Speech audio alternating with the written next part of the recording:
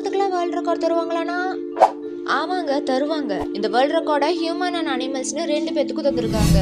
Smoky and Marilyn அப்படிங்கிற இந்த 2 பூனைகளுக்கும் loudest purr by a domestic cat அப்படிங்கிற கேட்டகரியில கின்னஸ் வேர்ல்ட் ரெக்கார்ட் கொடுத்துருக்காங்க. இந்த 2 பூனைகளும் யூகேல தான் இருக்கு.